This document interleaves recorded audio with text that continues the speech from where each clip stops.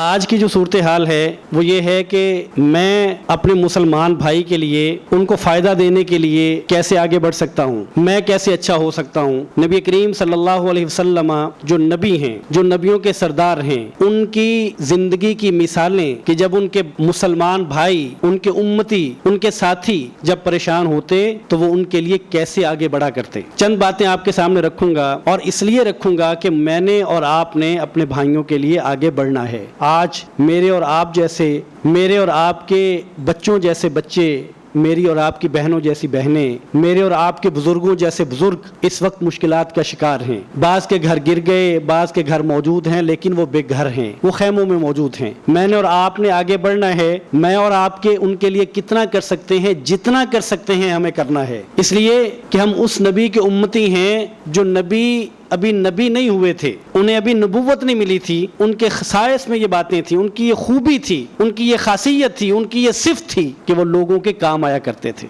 اور آپ نے سن رکھا ہے، آپ نے پڑھ رکھا ہے، سیدہ خدیجہ رضی اللہ تعالی عنہا نے نبی کریم صلی اللہ علیہ وسلم کو جب تسلی دی تو کیا فرمایا تھا؟ ہرگز نہیں، اللہ کی قسم ہرگز نہیں ہے نبی، اللہ تعالیٰ آپ کو تکلیف نہیں دیں گے، گزند نہیں پہنچائیں گے۔ کیوں؟ اس لیے کہ آپ رشتہ داریاں ان کو جوڑنے والے ہیں، رشتہ داروں کو قریب کرنے والے ہیں، اور آپ بوجھ اٹھانے والے ہیں۔ جو کمزور ہیں ان کا بوجھ اٹھاتے ہیں، اور جو لاچار ہیں، جو محتاج ہیں، آپ ان کی ضرورتیں پوری کرتے ہیں، آپ ان کے کام آتے ہیں۔ سو یہ میرے اور آپ کے نبی کی زندگی ہے جو میرے اور آپ کے لیے اسوہ ہے۔ وہ زندگی ہمیں بتاتی ہے کہ ہم نے لوگوں کے بوجھ اٹھانے ہیں، لوگوں کے کام آنا ہے۔ اللہ ہم سب کو محفوظ رکھے، عافیت میں رکھے، سلامتی میں رکھے۔ کیا معلوم کل میرے اور آپ کے ساتھ کیا ہونے والا ہے۔